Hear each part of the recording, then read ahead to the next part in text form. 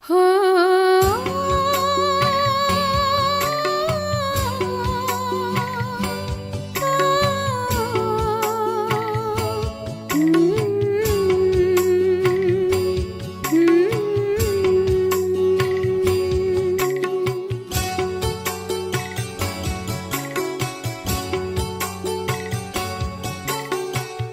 चले वतन की ओर डाल के प्रेम की डोर।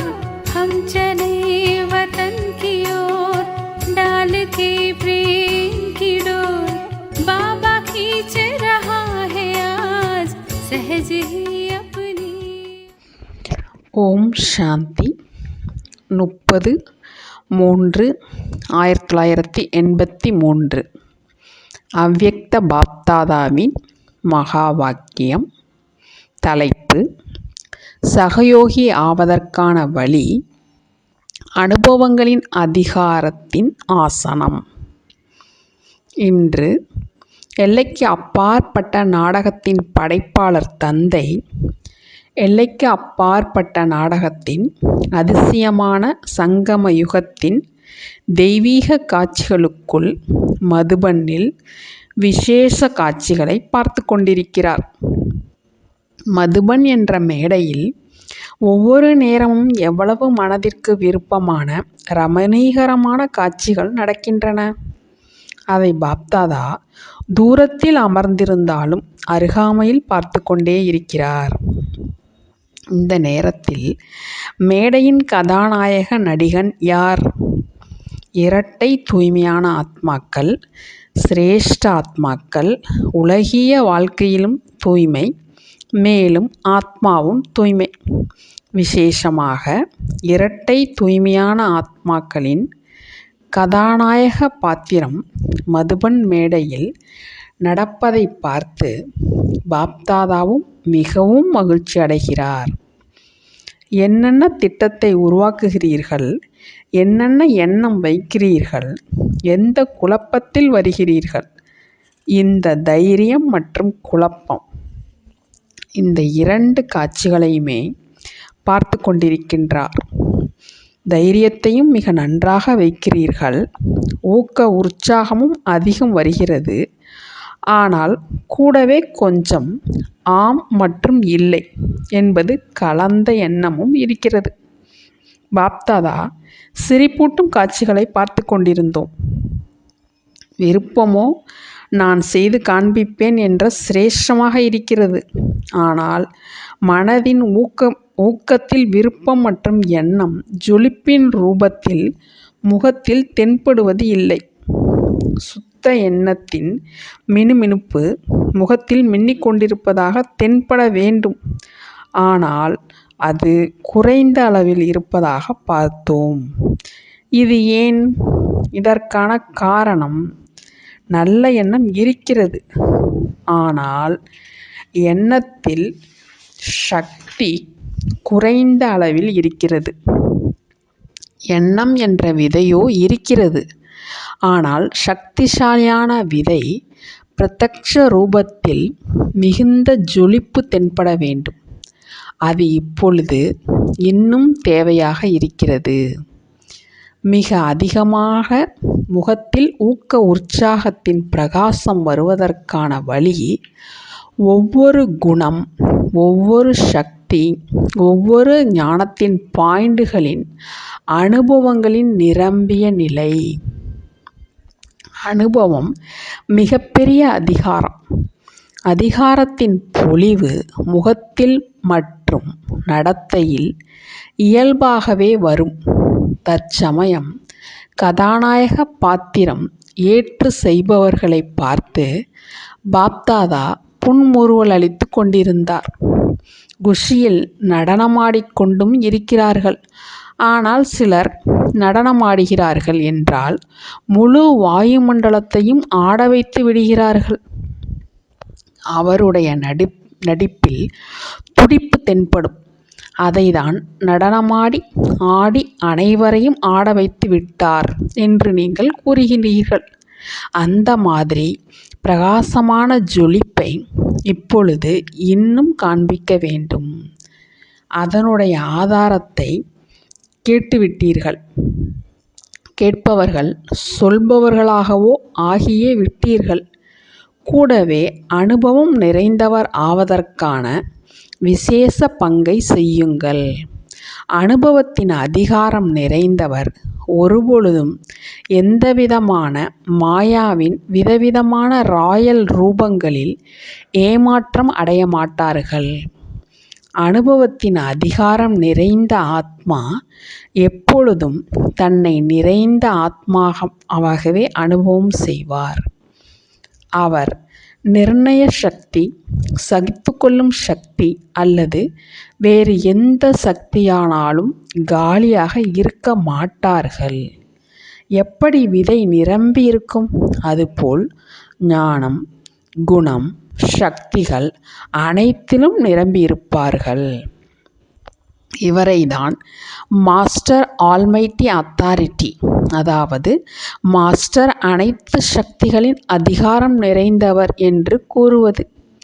அந்த மாதிரியானவர் எதிரில் மாயா தலை வணங்குமே அன்றி தலவணங்க வைப்பது எப்படி? எல்லைக்கு அப்பாற்பட்ட அதிகாரம் உள்ள விசேஷ நபர்கள் எதிரில் அனைவரும் தலை வணங்குவார்கள். ஏனென்றால் அதிகாரத்தின் மகான் நிலை அனைவரையும் இயல்பாகவே தலைவணங்க வைக்கும். அந்த மாதிரி விசேஷமாக என்ன பார்த்தோம்? அனுபவங்களின் அதிகாரத்தின் இருக்கையில் இப்பொழுது அமர்ந்து கொண்டிருக்கிறார்கள்.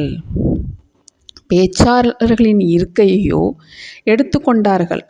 ஆனால் அனைத்து அனுபவங்களின் அதிகாரத்தின் ஆசனத்தை இப்போது எடுக்க வேண்டும்.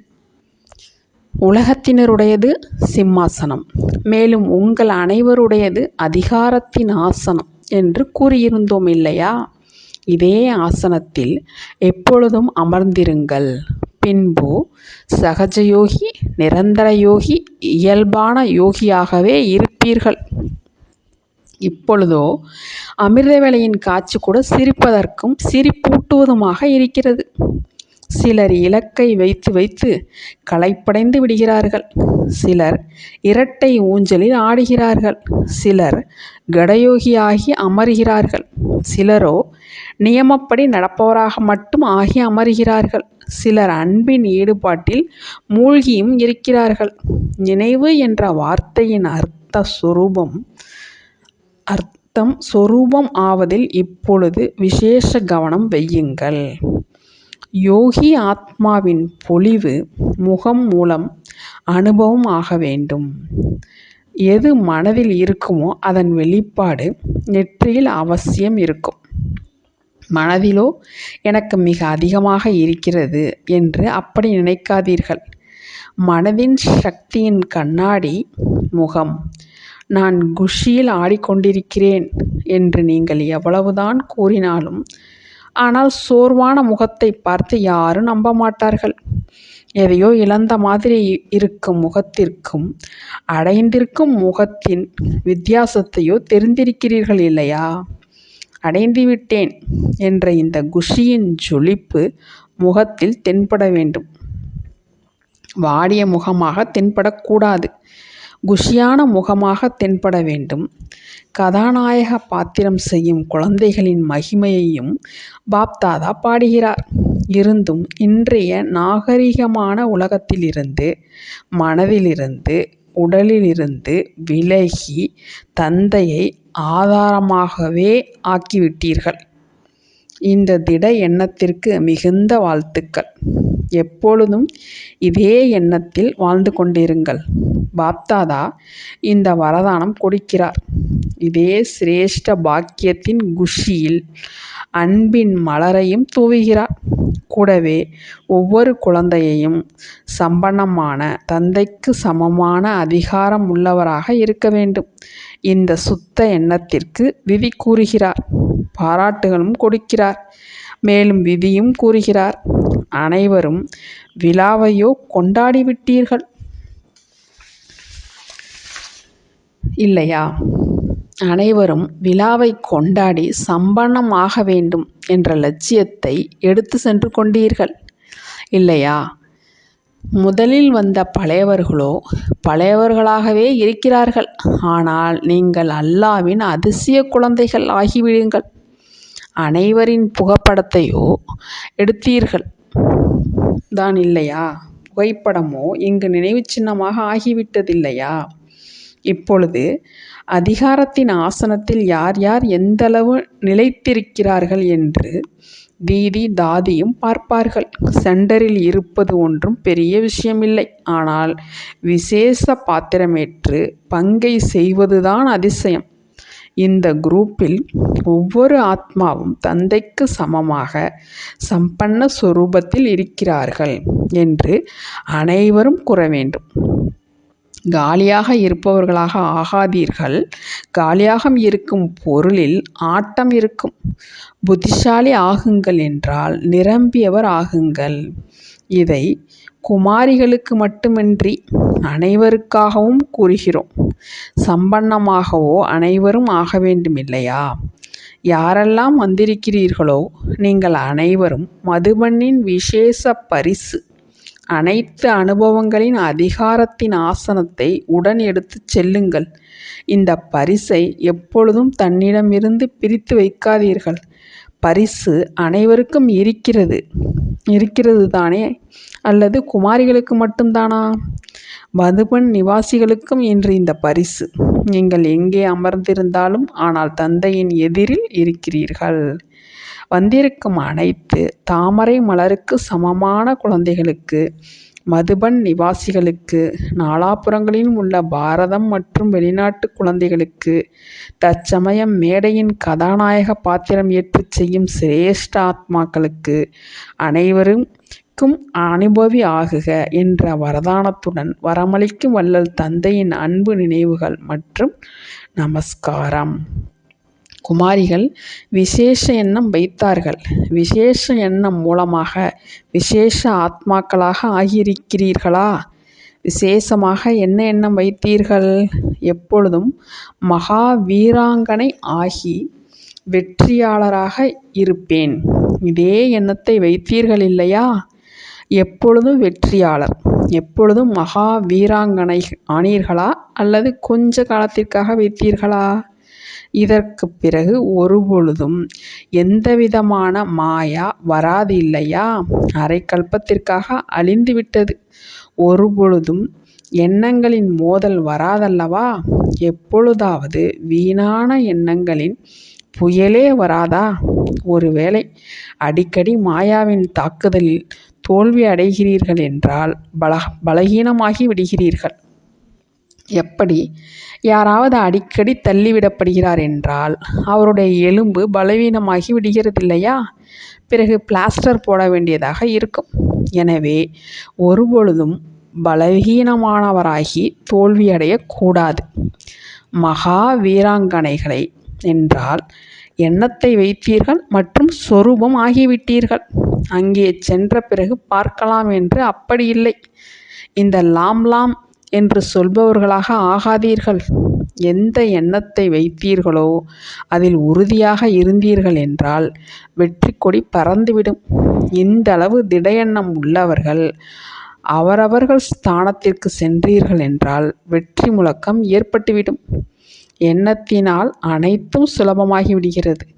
என்ன எண்ணம் வைத்தீர்களோ அதற்கு தண்ணீர் விட்டு கொண்டே இருங்கள். ஒவ்வொரு மாதமும் தன்னுடைய ரிசல்ட்டை எழுதுங்கள். ஒருபொழுதும் பலகீனமான எண்ணத்தை வைக்காதீர்கள். இந்த சமஸ்காரத்தை இங்கேயே அழித்துவிட்டு செல்லுங்கள். நான் முன்னேறி செல்வேன், வெற்றியாளர் ஆவேன் என்ற திட எண்ணத்தை வைத்து செல்லுங்கள். நல்லது. அனைவரது விருப்பங்களும் நிறைவேறிவிட்டனவா? குமாரிகளின் விருப்பங்கள் நிறைவேறிவிட்டனவா என்றால் தாய்மார்களின் விருப்பங்களோ நிறைவேறியே இருக்கின்றன. இப்பொழுது நீங்கள் கொஞ்ச பேர் வந்திருக்கிறீர்கள். எனவே நல்ல வாய்ப்பு கிடைத்துவிட்டது. இந்த தடவை அனைத்து குமாரிகளின் முறையீடுகளும் நிறைவேறிவிட்டன. ஒரு புகாரும் இல்லை. அனைவரும் முழுமையாகி சென்று கொண்டிருக்கிறீர்கள் இல்லையா? நதிகள் எங்கே பாய்கின்றன என்று இப்பொழுது பார்க்கலாம். குளமாகிறதா? பெரிய நதி ஆகின்றனவா? சிறிய நதி ஆகின்றனவா? அல்லது கிணறு ஆகிறதா? குளத்தை விட கிணறு சின்னதாக இருக்கும் இல்லையா? அந்த மாதிரி என்ன ஆகிறார்கள் என்று பார்க்கலாம். அந்த ரிசல்ட் வரும் இல்லையா? குமாரிகளை பார்த்து இத்தனை ஹேண்ட்ஸ் உருவாக்கியிருக்கிறார்கள் என்று கூறுவோம். தாய்மார்களை பார்த்து இவர்கள் உருவாவது கொஞ்சம் கடினம் என்றே கூறுவோம். இப்பொழுது தடையற்ற ஹேண்ட்ஸ் ஆக வேண்டும். மாறாக நீங்களே தடைரூபமாகி தாதி தீதியின் எதிரில் வந்து கொண்டு இருக்கிறீர்கள் என்று அந்த மாதிரி இருக்கக்கூடாது. உதவி செய்யும் ஹேண்ட் ஆக வேண்டும். நீங்களே மற்றவர்களிடம் சேவை வாங்கக்கூடாது. எனவே எப்பொழுதும் தடையற்று இருப்போம். மேலும் சேவையை தடையின்றி வளர்ச்சியடைய செய்வோம் என்ற உறுதியான எண்ணத்தை வைத்து கொள்ளுங்கள். நல்லது. तो बच्चों को तो सर्विस करनी है जो बाबा कहते हैं। सबको ये बताओ कि देखो तुम्हारा एम एंड ऑब्जेक्ट ये है, एक गीता है बढ़िया, ये राजयोग है ना बच्चे। कैसे है राजयोग? बिल्कुल सहज है कि बाप को याद करो तो ये वैसा मिलेगा तुमको। ओम शांति।